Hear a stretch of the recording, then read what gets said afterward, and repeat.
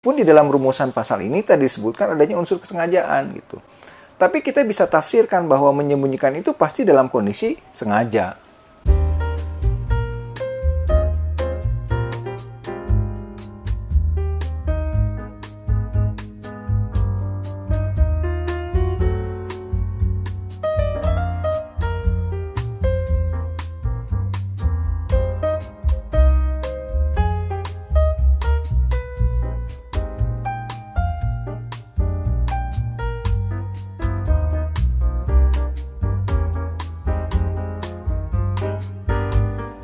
Oke, sahabat hukum, kita akan lanjutkan pembahasan yang tadi di sesi yang kedua. Saya akan coba memberikan penjelasan tentang perbuatan-perbuatan apa saja yang sebetulnya dapat dikategorikan sebagai perbuatan yang menjadi bagian dari tindak pidana pencucian uang. Nah, kita bisa lihat ya di dalam ketentuan pasal 3 ya, sekaligus saya akan menguraikan unsur-unsurnya ya. Nah, jadi di dalam pasal 3 ya itu disebutkan ya bahwa setiap orang ya yang menempatkan, mentransfer, mengalihkan, membelanjakan, membayarkan, menghibahkan, kemudian menitipkan, membawa ke luar negeri, mengubah bentuk ya, kemudian menukarkan dengan mata uang ya atau surat berharga atau perbuatan lain ya atas harta kekayaan yang diketahuinya atau patut diduganya merupakan hasil tindak pidana sebagaimana dimaksud ya dalam pasal 2 ayat 1 dengan tujuan menyembunyikan atau menyamarkan asal-usul harta kekayaan dipidana ya karena tindak pidana pencucian uang dengan pidana penjara paling lama 20 tahun dan denda paling banyak 10 miliar rupiah. Oke, sekarang saya akan menguraikan unsur-unsurnya. Apa itu unsur-unsurnya?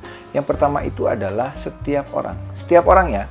Artinya setiap orang itu siapapun gitu ya. Nah, setiap orang ya. Jadi di sini ada subjeknya ya.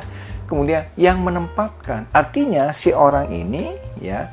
Nah, setiap orang ini melakukan perbuatan. Nah, perbuatan ini yang sudah saya sebutkan tadi ya.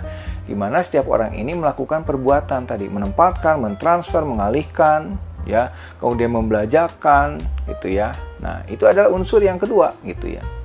Nah, kemudian atas harta kekayaan yang diketahuinya atau patut diduga ya merupakan hasil tindak pidana. Jadi ada harta kekayaan, unsurnya adalah yang ketiga adanya harta kekayaan nih. Tapi harta kekayaan ini ya diperoleh atau diketahuinya atau patut diduganya yang merupakan hasil tindak pidana. Ya, gitu ya. Nah, dari ketentuan pasal 3 ini, maka setiap orang yang melakukan perbuatan tadi, gitu ya, nah, dengan tujuan menyembunyikan. Jadi kalau menyembunyikan ini pasti ada niat di situ. Ya, tidak mungkin kalau tidak menyembunyikan tidak ada niat. Pasti ada niat menyembunyikan. Meskipun di dalam rumusan pasal ini tadi disebutkan adanya unsur kesengajaan, gitu. Tapi kita bisa tafsirkan bahwa menyembunyikan itu pasti dalam kondisi sengaja. Ya. Nah, jadi dengan tujuan menyembunyikan, kemudian atau menyamarkan asal-usul harta kekayaan gitu ya. Jadi itu unsur selanjutnya. Sama dengan menyamarkan asal-usul ya, gitu. Sekali lagi, tanpa di situ menyebutkan di dalam normanya adalah adanya kesengajaan gitu. Tapi bisa kita tafsirkan bahwa menyamarkan asal-usul harta kekayaan itu tidak mungkin dengan tidak sengaja. Pasti dengan sengaja gitu ya. Nah, adapun sanksi yang dikenakan di sini adalah sanksi yang berupa sanksi kumulatif. Apa artinya? Selain dikenakan pidana penjara 20 tahun, ya, si pelaku ini dapat dikenakan dengan denda paling banyak 10 miliar rupiah.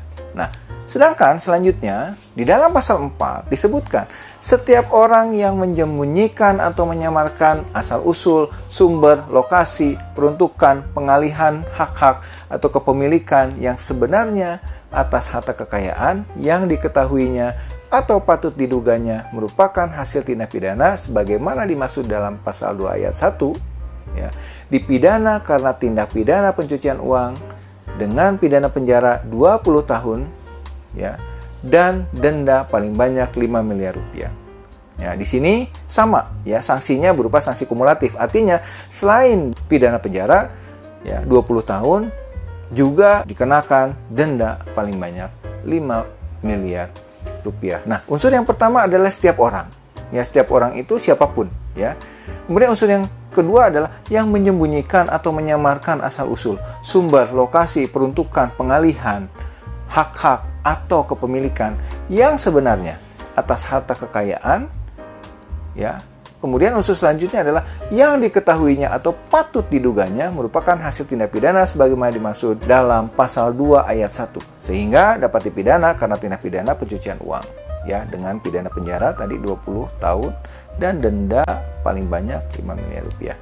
Next, sahabat hukum, saya akan jelaskan juga di dalam pasal 5 bahwa setiap orang yang menerima atau menguasai penempatan, pentransferan, pembayaran, hibah, sumbangan, penitipan, kemudian penukaran, atau menggunakan harta kekayaan yang diketahuinya atau patut diduganya merupakan hasil tindak pidana sebagaimana dimaksud dalam pasal 2 ayat 1, dipidana dengan pidana penjara paling lama 5 tahun dan denda paling banyak 1 miliar rupiah. Lagi-lagi sanksinya adalah kumulatif, ya. Nah, unsur-unsurnya di dalam pasal 5 ini yaitu yang pertama setiap orang. Setiap orang itu sekali lagi tadi adalah siapapun. Ini adalah menjadi subjeknya, ya, atau pelakunya, ya. Yang menerima, ya, unsur yang selanjutnya adalah yang menerima atau menguasai penempatan, pentransferan, pembayaran, hibah, kemudian sumbangan, penitipan, kemudian penukaran atau menggunakan, ya, harta kekayaan. Dan unsur selanjutnya adalah yang diketahuinya atau patut diduganya merupakan hasil tindak pidana sebagaimana dimaksud dalam pasal 2 ayat 1.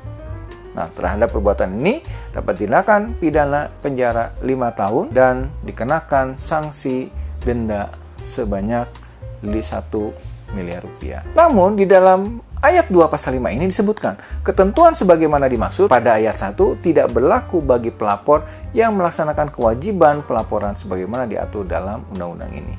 Jadi, ya, bagi pelapor yang melaksanakan kewajiban pelaporan, ya, atas perbuatannya ini, gitu ya, dan kemudian diatur dalam undang-undang, maka ketentuan pasal 5 ayat 1 ini tidak berlaku. Nah, sahabat hukum, bagaimana kalau tindak pidana pencucian uang sebagaimana dimaksud dalam pasal 3, pasal 4, pasal 5 tadi, ya, dilakukan oleh korporasi, pidana dijatuhkan terhadap korporasi dan atau personil pengendali korporasi, ya.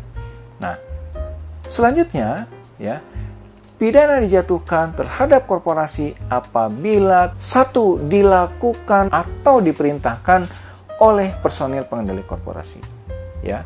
Yang kedua, yaitu dilakukan dalam rangka pemenuhan maksud dan tujuan korporasi. Kemudian yang ketiga, ya, dilakukan sesuai dengan tugas dan fungsi pelaku atau pemberi perintah dan dilakukan dengan maksud memberikan manfaat bagi korporasi. Nah, inilah, ya, salah satu bentuk, ya, tindak pidana korporasi. Jadi tindak pidana pencucian uang yang dilakukan oleh korporasi, ya. Oke.